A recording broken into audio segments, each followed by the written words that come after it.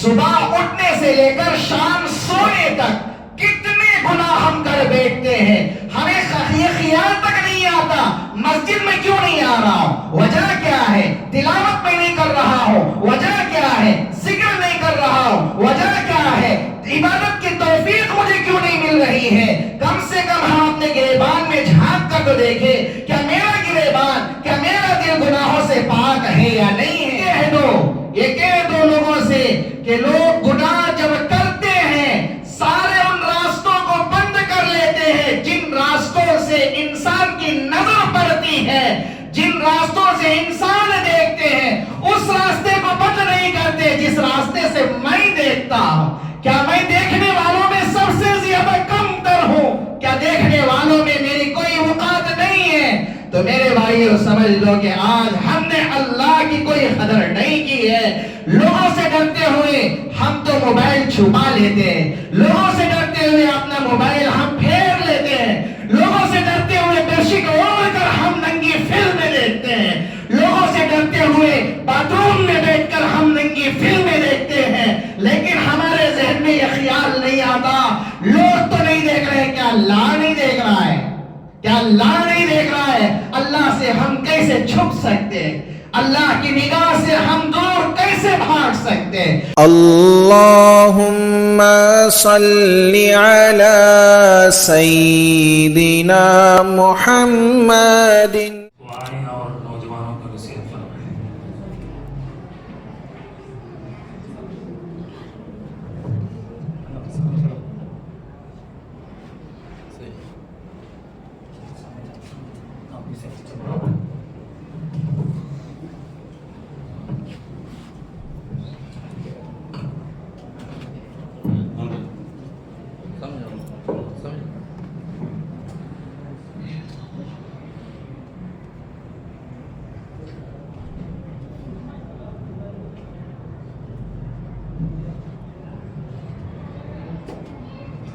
السلام علیکم ورحمۃ اللہ وبرکاتہ۔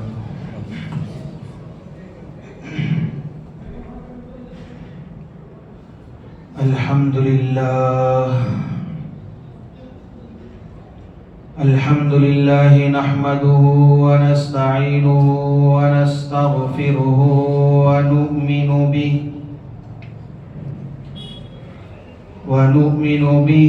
ونتوكل عليه ونعوذ بالله من شرور أنفسنا ومن سيئات أعمالنا، من يهده الله فلا مضل له ومن يضلله فلا هادي له، ونشهد أن لا إله إلا الله وحده لا شريك له، ونشهد أن سيدنا ونبينا ومولانا محمدا عبده ورسوله، أما بعد فأعوذ بالله السميع العليم من الشيطان الرجيم، بسم الله الرحمن الرحيم، وأما من خاف مقام ربه ونهى النفس عن الهوى فإن الجنة هي المأوى، صدق الله مولانا العظيم، وقال النبي صلى الله تعالى عليه وسلم البر حسن الخلق، أو كما قال النبي صلى الله تعالى عليه وسلم رب اشرح لي صدري ويسر لي أمري واحلل عقدة من لساني يفقه قولي، اللهم صل على محمد وعلى آل محمد كما صليت على إبراهيم وعلى آل إبراهيم إنك حميد مجيد، اللهم بارك على محمد وعلى آل محمد كما باركت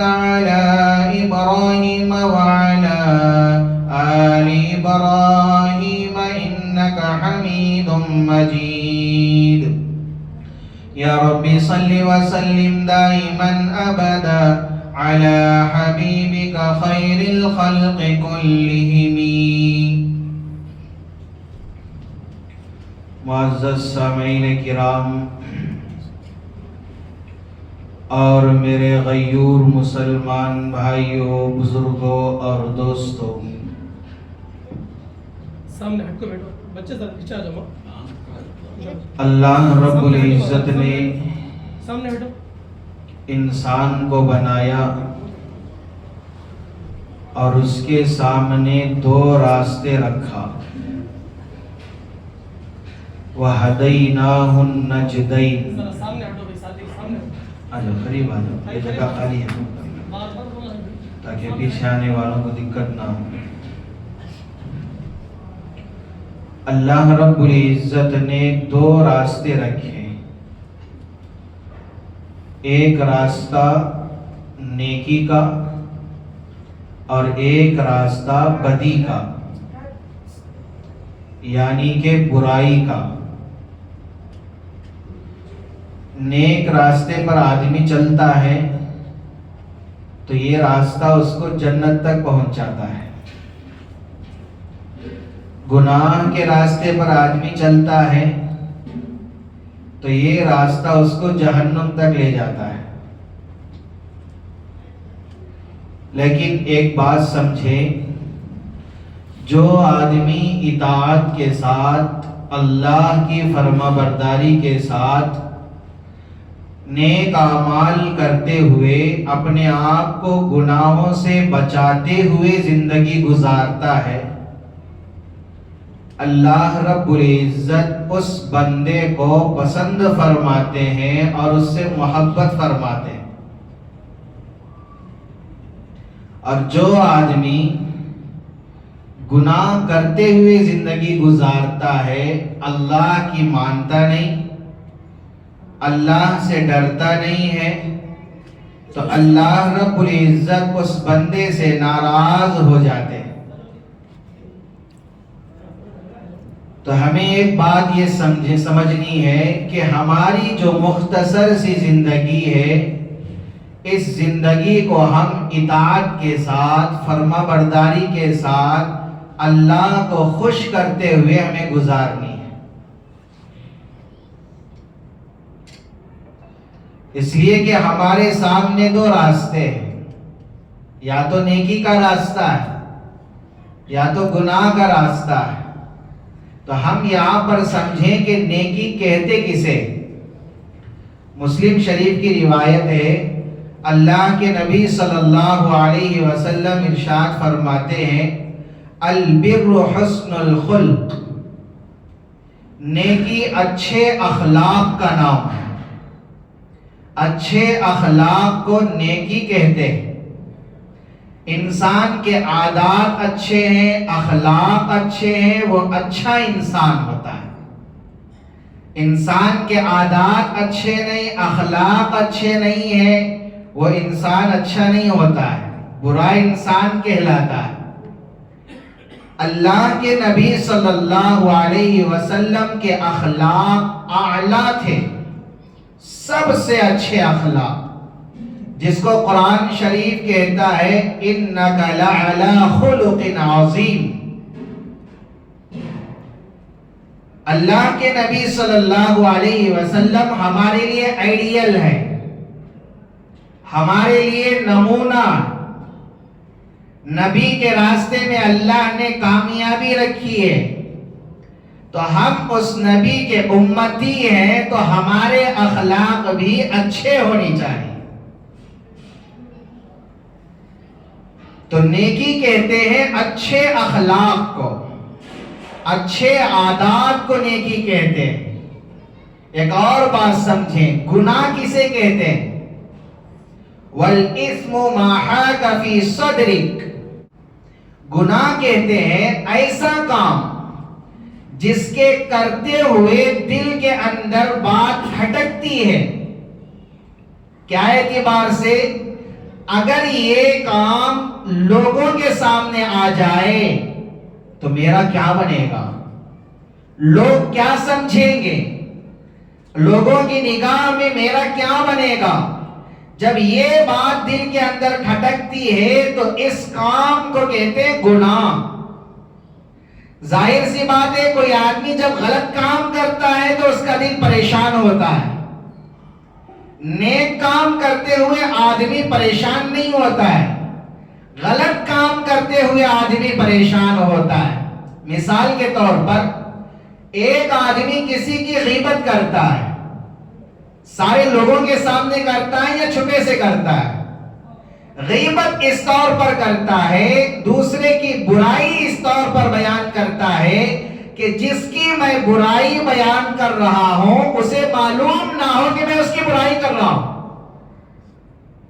گویا کہ اس کو چھپاتے ہوئے اس آدمی سے یہ لوگوں کے سامنے بیان کرتا ہے، حالانکہ بیان کرتے ہوئے، غیبت کرتے ہوئے، چغلی کرتے ہوئے، اس کی برائی بولتے ہوئے دل کے اندر یہ بات تو کھٹکتی ہے کہ اس کو معلوم ہو جائے تو کیا ہوگا، اور پھر کہتا ہے کہ نہ کہنا کسی کو بتانا نہیں۔ تو یہ غلط کام کر رہا ہے، اسے خود معلوم ہے کہ میں غلط کہہ رہا ہوں، غلط کر رہا ہوں، اور دل کے اندر بات بھی کھٹک رہی ہے۔ اللہ کے نبی صلی اللہ علیہ وسلم نے ایسے کام کرنے سے منع فرمایا ہے، اور یہ شریعت کے خلاف کام ہے، تو اس طرح کا کام کرنا گناہ ہے۔ آسان الفاظ میں سمجھے، شریعت کے خلاف جو کام کیا جاتا ہے اس کام کو گناہ کہتے ہیں۔ لیکن میرے بھائیوں، گناہ کی مثال ایسی ہے جیسے ایک بچھو کا بچہ۔ ایک آدمی بچھو کے بچے کو بچہ سمجھ کر جیب میں ڈال لیا، کیا اسے وہ نہیں ڈنک مارے گا؟ کوئی آدمی یہ چاہتا بھی نہیں ہے کہ سانپ کے بچے کو میں اپنے پاس رکھ لوں۔ چنگاری کو معمولی نہ سمجھے، اس لیے کہ وہ بھی شعلہ بن سکتی ہے۔ ہیں یہ چھوٹے چھوٹے لیکن نقصان دینے والے ہیں، تو آدمی سے احتیاط کرتا ہے۔ گناہ بھی ایسے ہی ہے، چھوٹا گناہ سمجھ کر جب انسان کرنے لگتا ہے، اللہ رب العزت کیا اس کی پکڑ بھی ہوتی ہے۔ امام احمد بن حنبل رحمت اللہ علیہ نے اپنی کتاب الزہد میں ایک واقعہ لکھے۔ ایک مزدور تھا، ایک مرتبہ ایک آدمی کی مزدوری کرنے لگا۔ اس نے کہا کہ بھائی یہ میرے لکڑیوں کا گٹھر ہے، اس کو میرے گھر تک پہنچا دے۔ وہ آدمی اس کے لکڑیوں کا بنڈل یعنی کہ گٹھر اٹھا کر سر پر رکھا اور اس کے گھر تک پہنچایا۔ لیکن ایک دن جب اس کا انتقال ہوا، کسی نے اس کو خواب میں دیکھا، پوچھا کہ بھائی اللہ نے تیرے ساتھ کیا معاملہ فرمایا ہے؟ تو اس آدمی نے کہا کہ بھائی میں عذاب میں ہوں۔ اس نے کہا کہ بھائی آپ تو نیک انسان تھے، عبادت گزار تھے، آپ کو عذاب کس بات پر دیا جا رہا ہے؟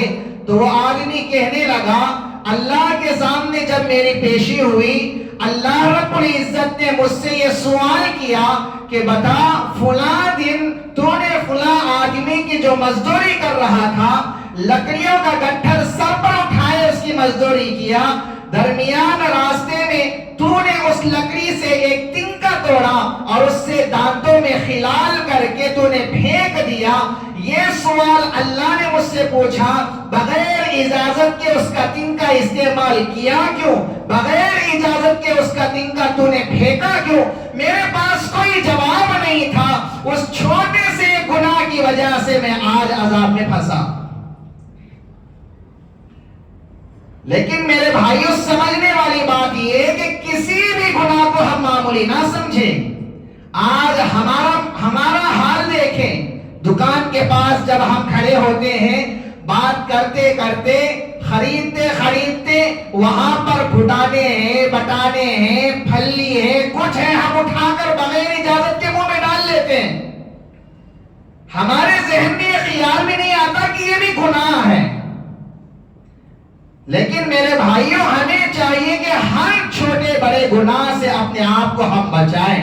معلوم نہیں کون سا گناہ ایسا جو اللہ رب العزت جس کی وجہ سے ہماری پکڑ فرما دے اور اس کی وجہ سے ہم پریشانی میں پھنس جائیں. تو اس لیے ہر چھوٹے بڑے گناہ سے بچنے کی کوشش کرنی ہے. علامہ ابن قیم رحمت اللہ علیہ نے اپنی کتاب الداء والدواء کے اندر گناہوں کے دنیاوی نقصانات بیان فرمائے. ان میں پہلا نقصان یہ بیان کیا کہ جب آدمی گناہ کرتا ہے تو اللہ رب العزت سب سے پہلے اس کے دل کے اندر سے سکون ختم فرما دیتے ہیں. اس کی زندگی میں سکون نہیں ہوتا ہے, اس کی زندگی پریشان ہوتی ہے, ہمیشہ وہ پریشان رہتا ہے, اس لیے کہ زندگی گناہوں میں گزر رہی ہے تو سکون اللہ رب العزت چھین لیتے ہیں. آپ دیکھیں کئی لوگ ایسے ہیں جن کو اللہ رب العزت نے مال دیا, دولت دیا, سب کچھ دیا ہے, جو چاہے کھا سکتے ہیں, جو چاہے پی سکتے ہیں, جیسا چاہے کپڑا پہن سکتے ہیں, جیسا چاہے جہاں چاہے رہ سکتے ہیں. ساری نعمتوں کے ہوتے ہوئے بھی نرم بستروں پر سوتے ہوئے بھی کروٹیں بدلتے ہیں, نیند نہیں آتی ہے, گولیاں کھانی پڑتی ہیں, دوائی استعمال کرنی پڑتی ہے. وجہ کیا ہے؟ اتنی نعمتیں ہونے کے باوجود سکون کی نیند کیوں نہیں آ رہی ہے؟ اتنی نعمتیں ہونے کے باوجود سکون جیسی زندگی کیوں نہیں ہے؟ وجہ صرف یہ ہے کہ اس کی زندگی کے اندر گناہوں کی نحوست ہے. گناہ کی نحوست کی وجہ سے اللہ رب العزت دل سے سکون نکال لیتے ہیں. علامہ ابن قیم رحمت اللہ علیہ نے دوسرا نقصان بیان فرمایا. گناہ کا دوسرا نقصان یہ ہوتا ہے کہ اللہ رب العزت عبادت کی توفیق چھین لیتے ہیں. جب انسان گناہ کرتا ہے اللہ اس کو عبادت کی توفیق نہیں دیتے. مثال کے طور پر حضرت سفیان ثوری رحمت اللہ علیہ فرمانے لگے کہ ایک گناہ زندگی میں مجھ سے ہو گیا جس کی وجہ سے 5 مہینے کی تہجد میں نہیں پڑھ سکا. ایک گناہ مجھ سے ہو گیا جس کی وجہ سے 5 مہینے کی تہجد نہیں پڑھ سکا. گویا کہ 5 مہینے کی محرومی کا سبب ایک گناہ ہے. کسی نے پوچھا حضرت وہ کون سا گناہ ہے جس کی وجہ سے 5 مہینے کی تہجد سے محرومی کا سبب بنا ہے؟ تو حضرت سفیان ثوری رحمت اللہ علیہ فرمانے لگے ایک مرتبہ ایک نوجوان دعا کر رہا تھا, رو کر دعا کر رہا تھا. میرے دل کے اندر یہ خیال آیا, میں یہ سوچنے لگا کہ یہ آدمی ریاکاری کر رہا ہے, دکھاوا کر رہا ہے. اس ایک گناہ کی وجہ سے اللہ رب العزت 5 مہینے کی تہجد کی توفیق نہیں دی. اب ہم سوچیں کہ ہماری زندگی کے اندر کتنے ایسے گناہ, صبح اٹھنے سے لے کر شام سونے تک کتنے گناہ ہم کر بیٹھتے ہیں. ہمیں یہ خیال تک نہیں آتا مسجد میں کیوں نہیں آ رہا ہوں, وجہ کیا ہے؟ تلاوت میں نہیں کر رہا ہوں, وجہ کیا ہے؟ ذکر نہیں کر رہا ہوں, وجہ کیا ہے؟ عبادت کی توفیق مجھے کیوں نہیں مل رہی ہے؟ کم سے کم ہم اپنے گریبان میں جھانک کر تو دیکھیں, کیا میرا گریبان, کیا میرا دل گناہوں سے پاک ہے یا نہیں ہے؟ میرے بھائیوں گناہوں سے توبہ کر کے دیکھیں, انشاءاللہ العزیز اللہ رب العزت عبادت کی توفیق نصیب فرمائیں. ہاں اگر عبادت کی توفیق مل بھی جائے لیکن ایک نقصان یہ بھی ہوتا ہے اس عبادت کے اندر اللہ رب العزت لذت نصیب نہیں فرماتے. اس عبادت کے اندر اللہ رب العزت وہ مٹھاس نہیں فرماتے جو ہونی تھی, وہ لگن نہیں عطا فرماتے جو ہونی تھی.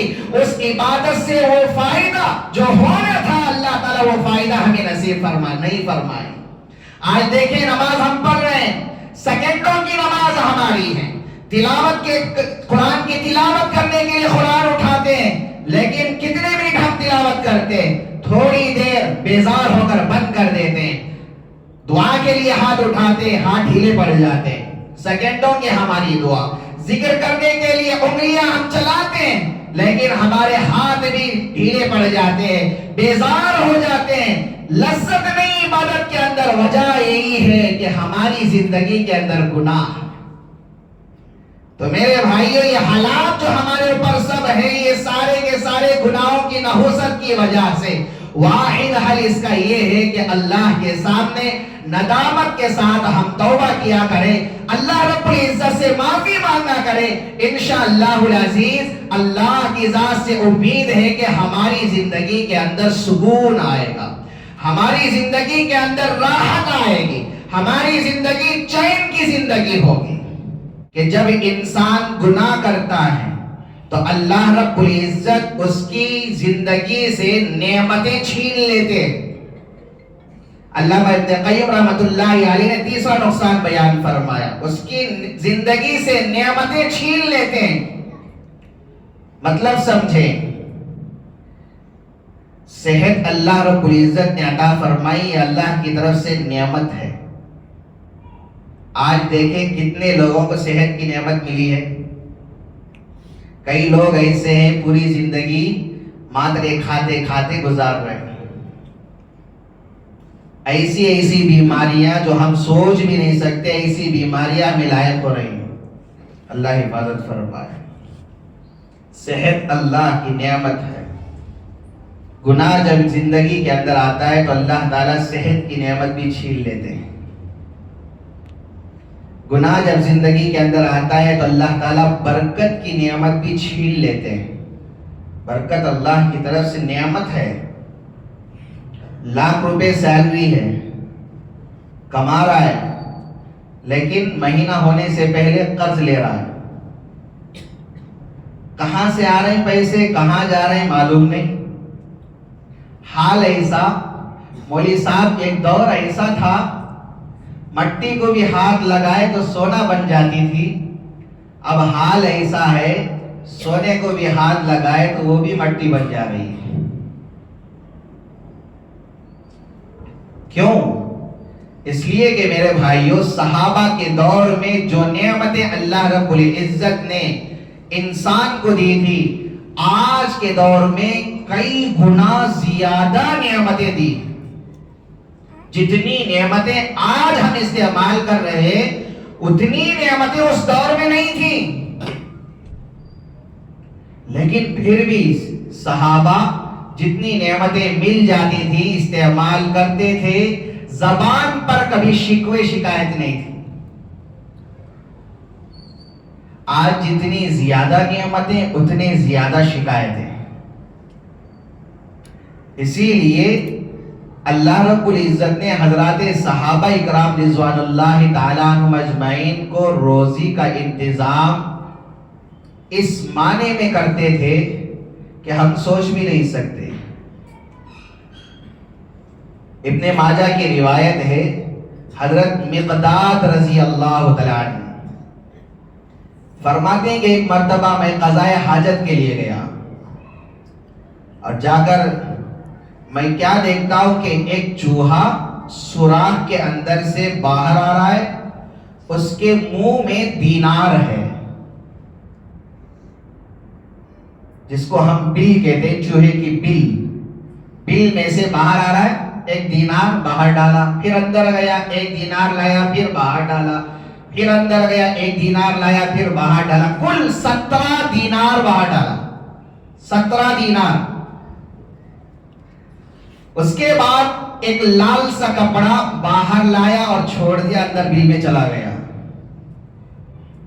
حضرت مقداد رضی اللہ عنہ فرماتے ہیں کہ میں نے اس کپڑے کو پکڑ کر کھینچا تو اس میں سے ایک اور دینار نکلا. کل 18 دینار.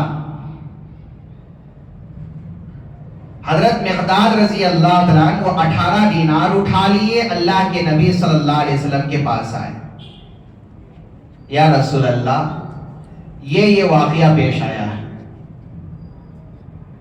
صحابہ کی یہ پیاری عادت یہ تھی کہ ہر کام نبی سے پوچھ کر کیا کرتے تھے. کوئی بھی مسئلہ ہو، کوئی بھی کام ہو، کوئی بھی مشورہ ہو، نبی سے پوچھتے تھے، یا رسول اللہ کیا کریں، آپ بتا دیں، راستہ دکھا دیں. ہمارا حال کوئی بھی مسئلہ ہم علماء سے نہیں پوچھتے، خود حل کرتے ہیں. اللہ کے نبی صلی اللہ علیہ وسلم نے ارشاد فرمایا، مقداد، اللہ رب العزت نے آپ کے لیے غیبی طرف سے اس کا انتظام فرمائے، آپ رکھ لیا کریں۔ فرماتے ہیں کہ پوری زندگی ان کی گزر گئی، لیکن وہ 18 دینار کے اندر اللہ تعالیٰ اتنی برکت عطا فرمائی کہ موت تک وہ 18 دینار ختم نہیں ہوئے۔ سمجھے یہاں پر صحابہ کو اللہ رب العزت نے بلوں سے روزی دی،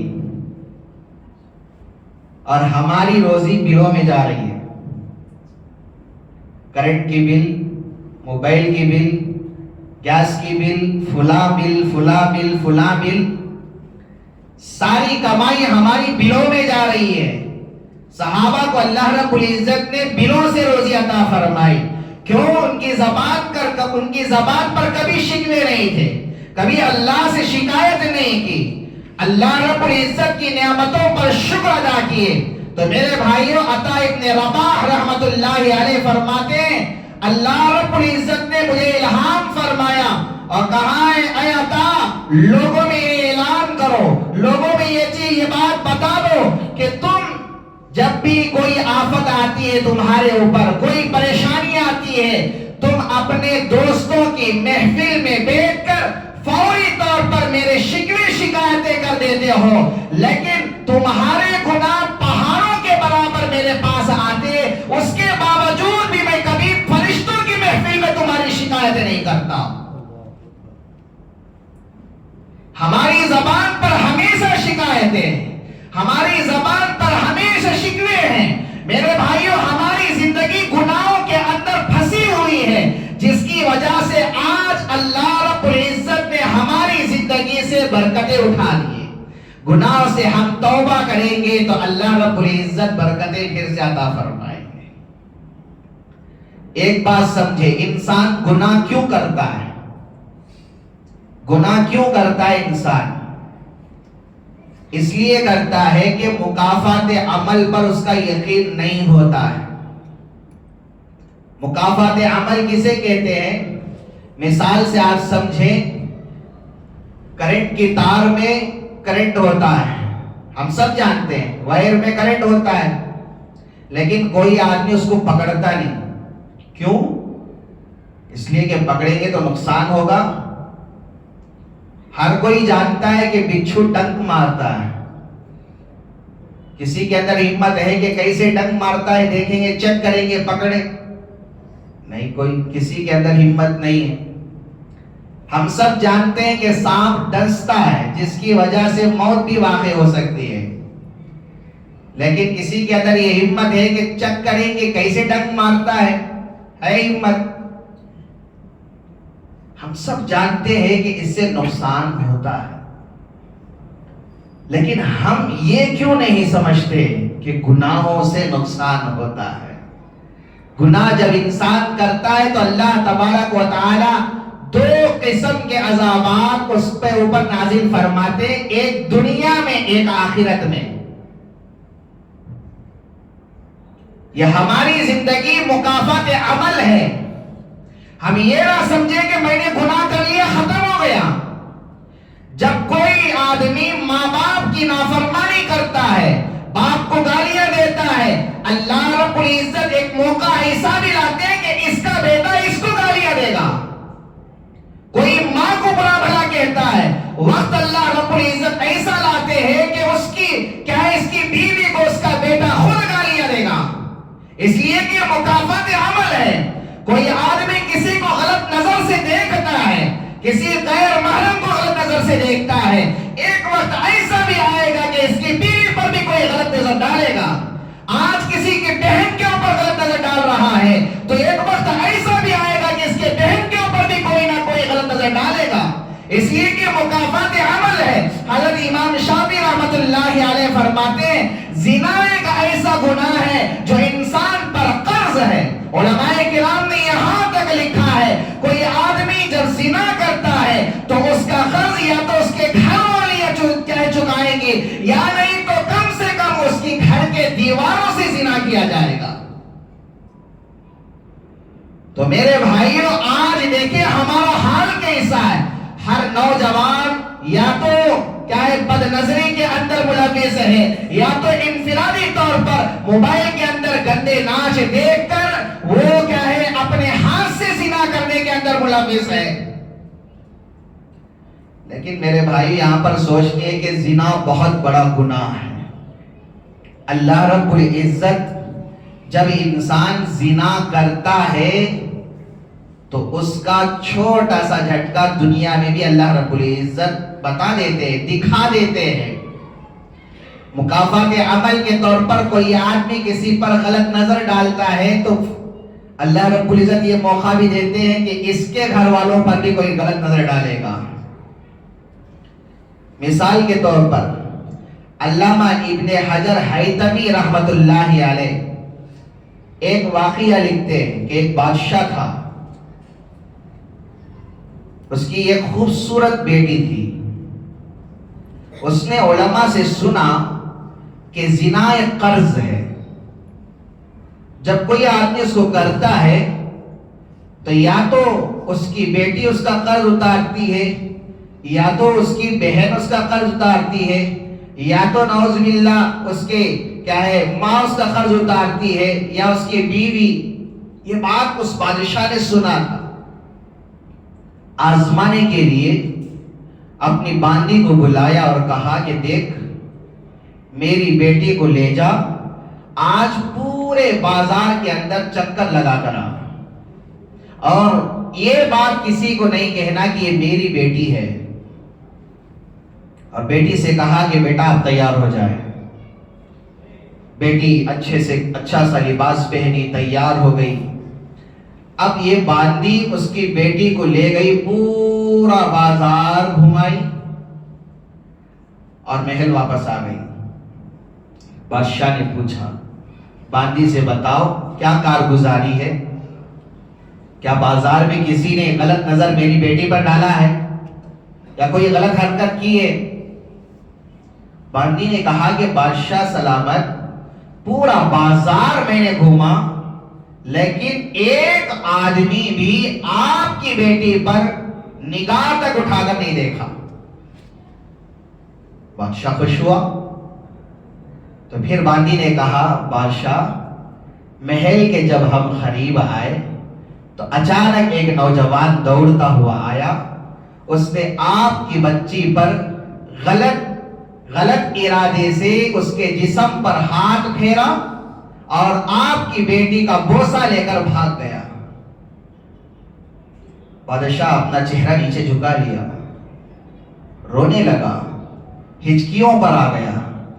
زور زور سے جب رونے لگا تو باندی نے پوچھا بادشاہ آپ کیوں رو رہے ہیں؟ بادشاہ نے کہا اپنی باندی سے کہ دیکھ یہ میرا قصور ہے، ایک وقت جب میں جوان تھا اس وقت میں نے اپنی زندگی میں جوانی کے حالت میں ایک عورت پر غلط نگاہ ڈالی تھی اور غلط ارادے سے اس کے جسم پر ہاتھ پھیرا تھا، اس کا بوسہ لے کر میں بھاگا تھا، آج اس کا قرض میری بیٹی نے چکایا۔ خطبات فقیر میں ایک واقعہ ہے، حضرت لکھتے ہیں کہ ایک سنار تھا، سونا بیچنے والا، کوئی اولاد نہیں تھی اس کی۔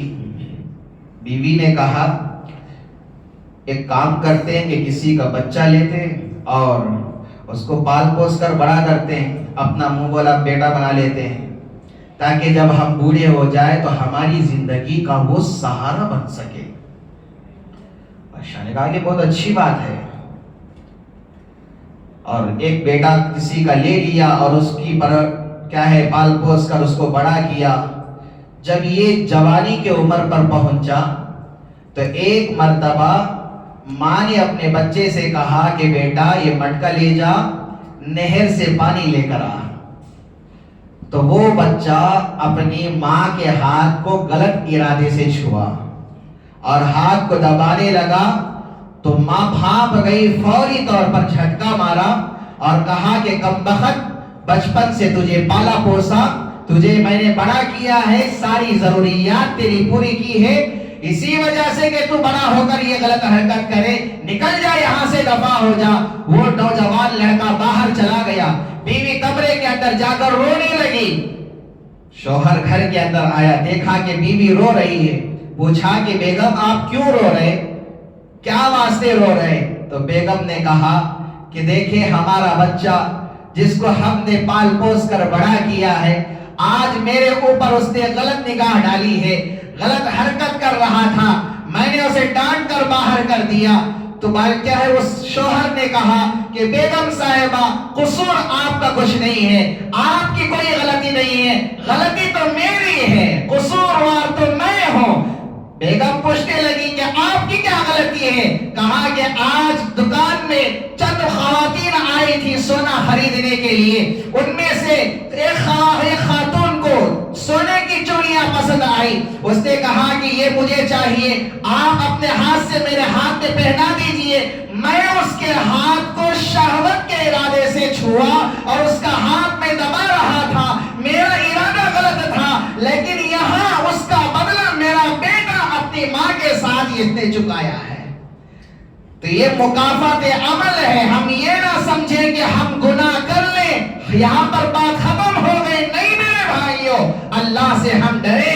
ہمارے گھر کے اندر بھی کوئی ہے، کسی بیٹی کی طرف ہم نگاہ جب غلط ڈال رہے ہو، یہ سوچیں کہ میری بھی تو کوئی بیٹی ہے، کسی بہن کی طرف جب ہم غلط نگاہ کی طرف دیکھ رہے ہو تو یہ بھی سوچیں کہ میری بھی کوئی بہن ہے، کسی ماں کی طرف ہم دیکھ رہے ہو یہ بھی سوچیں کہ میری بھی تو ماں ہے۔ تو میرے بھائیوں، جب ہم یہ سوچنے لگتے ہیں تو گناہ سے بچنا ہمارے لیے آسان ہوتا ہے۔ تو جو کوئی آدمی اس دور کے اندر نیک بننا چاہے تو بن سکتا ہے، لیکن جو آدمی نیک نہیں بننا چاہے تو کیا کرے؟ تو اس لیے ارادہ کریں کہ انشاءاللہ گناہوں سے ہم توبہ کریں گے۔ لیکن میرے بھائیوں، شروع میں نے کہا کہ اللہ نے دو راستے رکھے، ایک گناہ کا، ایک نیکی کا۔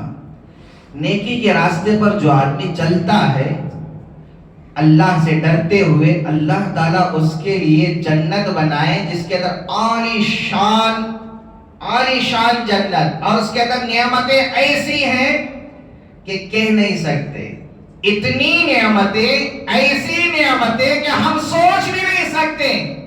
اللہ تعالیٰ نے فرما برداروں کے لیے ایسی جنت بنائی ہے۔ دوسری طرف جو نافرمان ہوتا ہے، گناہوں میں اپنی زندگی گزارتا ہے، اللہ رب العزت کی اطاعت نہیں کرتا ہے، نافرمانی میں زندگی گزارتا ہے، اللہ تعالیٰ نے اس کے لیے ایسی جہنم بنائے ہیں، ایسی جہنم تیار کیے ہیں کہ ہم سوچ بھی نہیں سکتے۔ متفق علیہ روایت ہے، حضرت ابو ہریرہ رضی اللہ عنہ راوی ہیں، اللہ کے نبی صلی اللہ علیہ وسلم فرماتے ہیں کہ دنیا کے اندر جو تم آگ جلاتے ہو نا، آگ جس کو ہم استعمال کرتے ہیں، یہ جہنم کی آگ کا 70واں حصہ ہے۔ کتواں حصہ؟ 70واں حصہ۔ گویا کہ جہنم کی آگ دنیا کی آگ سے 60/9 درجے حرارت میں اور زیادہ بڑھی ہوئی ہے۔ دنیا کی آگ جس کی حالت ایسی کہ ہم انگلی نہیں رکھ سکتے، ہم ڈرتے ہیں، جس کی بھاپ ہم برداشت نہیں کر سکتے، لیکن 60/9 درجے حرارت میں بڑھی ہوئی جہنم کی آگ، اس کا عالم کیا ہوگا؟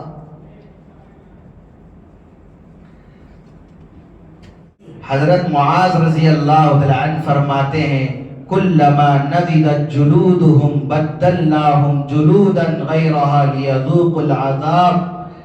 اس آیت کی تشریح میں حضرت معاذ رضی اللہ عنہ کی روایت ہے، فرماتے ہیں کہ جہنمی کے جسم کے چمڑے کو جو بدلا جائے گا، ایک ساعت میں 100 مرتبہ اس کے چمڑے کو بدلا جائے گا، اتنی تیزی سے۔ اب سمجھے کہ جہنم کی آگ کا عالم کیا ہوگا، کیسی آگ ہوگی۔ دنیا کی آگ ہم برداشت نہیں کر پاتے تو وہ آگ ہم کیسے برداشت کر پائیں گے؟ تو اس لیے میرے بھائیو توبہ کریں، اللہ سے معافی مانگے، سچی پکی توبہ. اے اللہ آج کے بعد سے گناہ نہیں کروں گا، اے اللہ آج کے بعد سے تیری نافرمانی نہیں کروں گا، جو گناہ ہو گئے سو ہو گئے، میں ان کی معافی مانگتا ہوں، اے اللہ معاف فرما دیجئے. اللہ کے دربار میں گڑ گڑائیں، معافی مانگے. رب کا دربار تو 24 گھنٹے کھلا ہے. ناقابل فراموش سچے واقعات کتاب کے اندر ایک واقعہ لکھا ہے.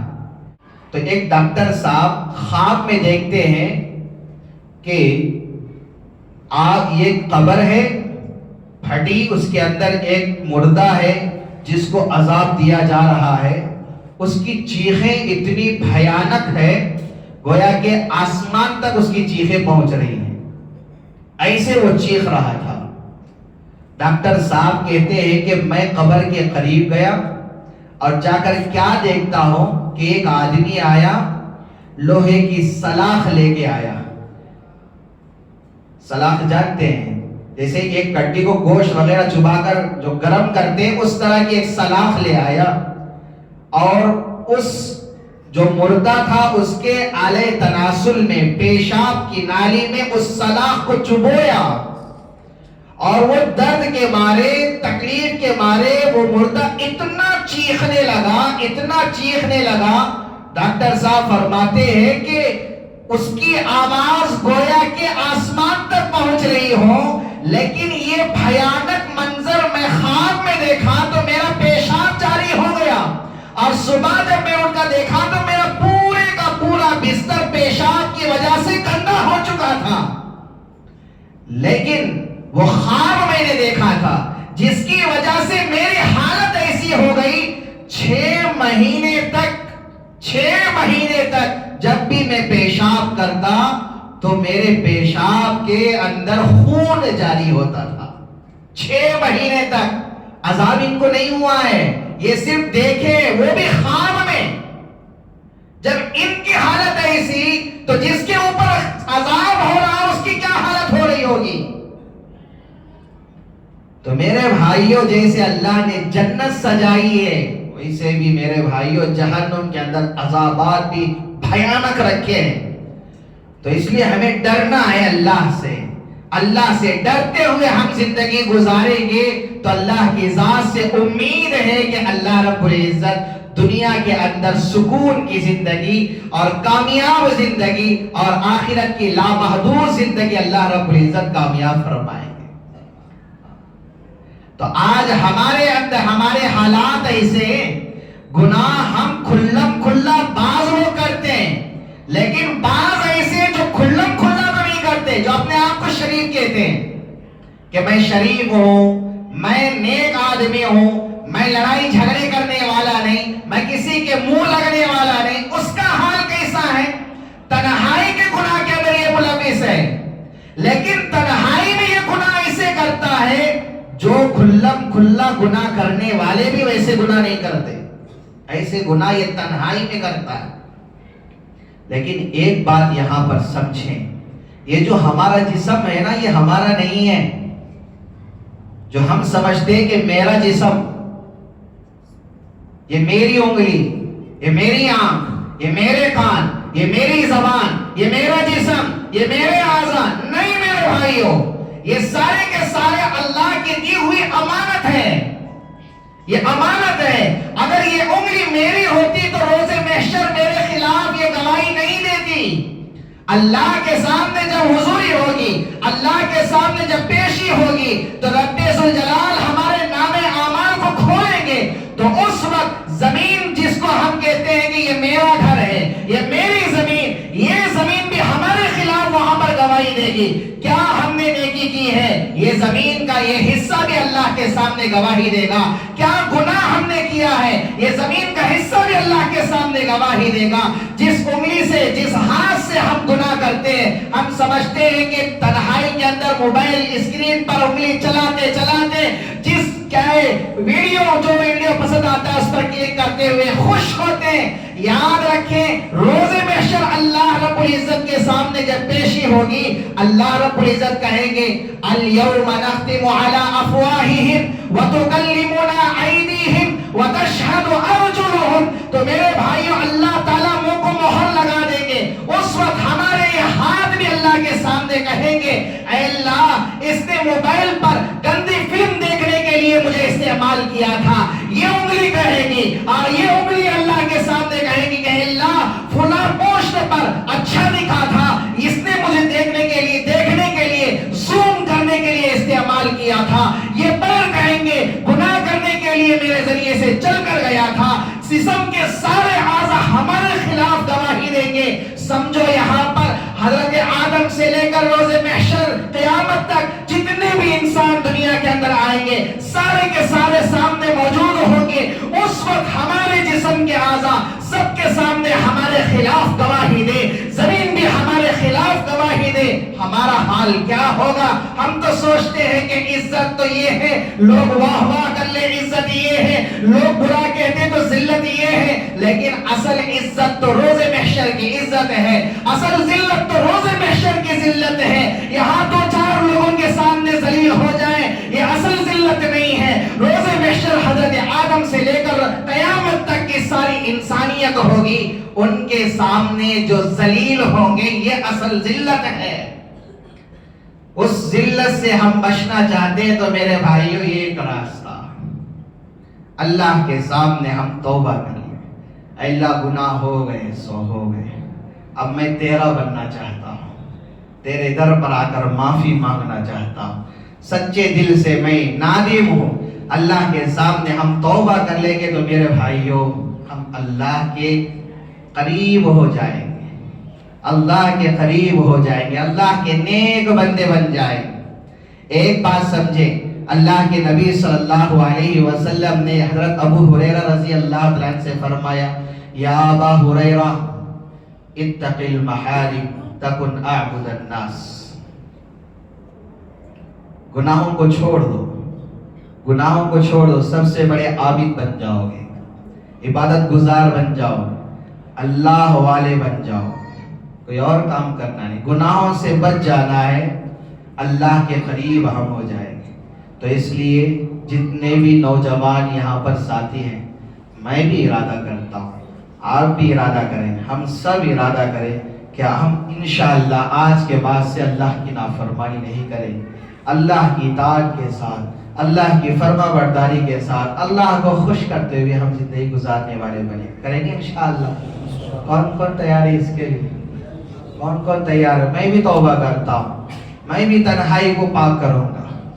میرے گناہ بھی بہت ہے, بہت گناہ ہے ہم سب کے. عطا ابن رباح رحمت اللہ علیہ فرماتے ہیں, ایک بات آخر میں سن لیں, عطا ابن رباح رحمت اللہ علیہ فرماتے ہیں اللہ رب العزت نے مجھے الہام کیا, فرمایا عطا یہ کہہ دو لوگوں سے کہ لوگ گناہ جب کرتے ہیں سارے ان راستوں کو بند کر لیتے ہیں جن راستوں سے انسان کی نظر پڑتی ہے, جن راستوں سے انسان دیکھتے ہیں اس راستے کو بند نہیں کرتے جس راستے سے میں دیکھتا ہوں. کیا میں دیکھنے والوں میں سب سے زیادہ کم تر ہوں؟ کیا دیکھنے والوں میں میری کوئی اوقات نہیں ہے؟ تو میرے بھائیو سمجھ لو کہ آج ہم نے اللہ کی کوئی قدر نہیں کی ہے. لوگوں سے ڈرتے ہوئے ہم تو موبائل چھپا لیتے ہیں, لوگوں سے ڈرتے ہوئے اپنا موبائل ہم پھیر لیتے ہیں, لوگوں سے ڈرتے ہوئے بیڈشیٹ اوڑھ کر ہم ننگی فلمیں دیکھتے ہیں, لوگوں سے ڈرتے ہوئے باتھ روم میں بیٹھ کر ہم ننگی فلمیں دیکھتے ہیں. لیکن ہمارے ذہن میں یہ خیال نہیں آتا لوگ تو نہیں دیکھ رہے, کیا اللہ نہیں دیکھ رہا ہے؟ کیا اللہ نہیں دیکھ رہا ہے؟ اللہ سے ہم کیسے چھپ سکتے ہیں, اللہ کی نگاہ سے ہم دور کیسے بھاگ سکتے ہیں؟ تو اس لیے میرے بھائیوں میں بھی اللہ سے توبہ کرتا ہوں, آپ بھی توبہ کر لیں, آپ بھی اللہ سے معافی مانگ لیں, اللہ کو منا لیں. اس لیے کہ میرے بھائی روز محشر اگر اللہ کے نبی صلی اللہ علیہ وسلم کہہ دے کہ میری آنکھوں کے آنسوں کی لاج کیوں نہیں رکھا, میرے سجدوں کی لاج کیوں نہیں رکھا, طائف کے میدان میں میں نے پتھر کھائے, اس کی لاش تو نے کیوں نہیں رکھا کہ اللہ کی نافرمانی کرتے کرتے زندگی کیوں گزار دیا؟ بتاؤ نبی کو ہم کیا جواب دیں گے؟ نبی کو ہم کیا وہ دکھائیں گے؟ اللہ کے سامنے گناہ سے زندگی گزار کر اللہ کے سامنے کیا منہ لے کر ہم کھڑے ہو سکیں گے؟ میرے بھائی وقت ہے ابھی ہمارے پاس، وقت ہے ابھی ہمارے پاس۔ اللہ توبہ قبول کرنے کے لیے ہر وقت تیار ہیں، لیکن ہم تیار ہیں یا نہیں ہیں ہم فیصلہ کریں۔ ہم تیار ہیں یا نہیں ہیں ہم فیصلہ کریں۔ اس لیے سب ساتھی یاد کریں کہ انشاءاللہ العزیز آج سے ہم تنہائی کے گناہ بھی چھوڑ دیں گے، آج سے ہم کھلا چھوڑ دیں گے، آج سے ہم اللہ کی نافرمانی چھوڑ کر اللہ کی فرما برداری میں زندگی گزارنے والے بن جائیں گے۔ تو میرے بھائیوں ارادہ کریں کہ انشاءاللہ ہم سب تیار ہیں، تیار ہیں نا انشاءاللہ؟ اللہ تعالیٰ سے دعا کرو کہ اللہ تعالیٰ جو کچھ کہا اور سنا گئے ان باتوں پر سب سے پہلے کہنے والے کو عمل کی توفیق عطا فرمائے۔ اللہ تعالیٰ ہم تمام کو عمل پیرا بنائے۔ آمین وآخر دعوانا الحمدللہ رب العالمین۔ درود پڑھ لیں۔ لك الحمد لك الشكر يا الله اللهم صل على سيدنا نبينا مولانا محمد وبارك وسلم اللهم أنت السلام ومنك السلام تبارك يا ذا الجلال والإكرام يا حي يا قيوم يا ذا الجلال والإكرام يا حي يا قيوم يا ذا الجلال والإكرام يا أرحم الراحمين يا أرحم الراحمين۔ اے اللہ ہم سب کے حال پر رحم فرما، ہمارے گناہوں کو معاف فرما، ہمارے سیئات کو حسنات میں مبدل فرما۔ اے اللہ ہم گناہ کر کر کے ہم تھک چکے ہیں مولا۔ اے اللہ ہماری جھولی بھی گندی ہے، اے اللہ جو جھولی تیرے سامنے ہم نے پھیلائے ہیں اے اللہ گناہوں کے اندر یہ بھی گندی ہو چکی ہے۔ جو ہاتھ ہم تیرے سامنے پھیلائے ہیں پتہ نہیں اس سے ہم نے کتنے گناہ کیے ہیں، جس زبان سے ہم تجھ سے معافی مانگ رہے ہیں اے اللہ اس زبان سے پتہ نہیں کتنے ہم نے گناہ کیے ہیں مولا۔ ہمارے جسم کے سارے اعضاء گناہوں کی گندگی کے اندر لت پت ہے مولا۔ اے میرے اللہ ہم تیرے دربار میں اے اللہ معافی مانگتے ہیں، ہم تمام کو معاف فرما دیجئے، ہمارے گناہوں کو معاف فرمائیے اے اللہ، ہمارے گناہوں کو نیکیوں میں تبدیل فرمائیے۔ اے میرے اللہ جتنے بھی حضرات یہاں پر جمع ہوئے سب کے جمع ہونے کو قبول فرما اے اللہ، اسے اجتماع کو ہدایت کے پھیلنے کا تو بہترین ذریعہ بنا۔ اے میرے اللہ جو بھی پریشان حال ہے سب کی پریشانیوں کو ختم فرما، جو بے روزگار ہے انہیں حلال رزق عطا فرما، حرام کے دانے دانے سے ہماری اور سارے امت محمدیہ کی تو بھرپور حفاظت فرما۔ اے میرے اللہ دنیا کے اندر جہاں کہیں بھی مسلمانوں پر ظلم ہو رہے ہیں، ظالموں کے حق میں اگر ہدایت ہے جلد از جلد انہیں ہدایت عطا فرما، ورنہ دنیا سے نیست و نابود فرما۔ اے اللہ جہاں کہیں بھی سیلاب آیا ہوا ہے لوگ پریشان ہیں اے اللہ ان تمام کی تو مدد فرما۔ اے میرے اللہ ہمارے گھروں کو اے اللہ ہمارے گھر کے اندر دینداری کو عام فرما، ہمارے بچوں کو دیندار بنا اے اللہ، ہماری عورتوں کو دیندار بنا اے اللہ، ہمارے بڑوں کو دیندار بنا، ہمارے گھرانوں کو دیندار گھرانہ بنا۔ اے میرے اللہ ہمارے بچوں کی صحیح معنی میں تربیت فرما۔ اے میرے اللہ تو ہم سب سے خوش ہو جا اے اللہ، تو ہمیں موت بعد میں دینا، پہلے تو ہم سے خوش ہو جا اے اللہ۔ جب موت کا وقت آئے اے اللہ تجھے راضی کرتے ہوئے دنیا سے رخصت ہونے کی تو ہمیں توفیق مرحمت فرما اے اللہ، ہماری ساری نیکیوں کو قبول فرما، ہمارے سارے گناہوں کو معاف فرما۔ اے میرے اللہ جو کچھ مانگا ہے اس کو بھی عطا فرما، بہت کچھ مانگنے سے رہ گیا اپنے خزانے غیب سے عطا فرما، وہی عطا فرما جو ہمارے حق میں بہتر ہو۔ اس دعا کو جناب محمد عربی صلی اللہ علیہ وسلم کے صدقہ توفیل میں قبول و منظور فرما۔ ربنا تقبل منا انك انت السميع العليم وتب علينا يا مولانا انك انت التواب الرحيم صلى الله تعالى على خير خلقه محمد وعلى اله واصحابه اجمعين آمين برحمتك يا ارحم الراحمين والحمد لله رب العالمين۔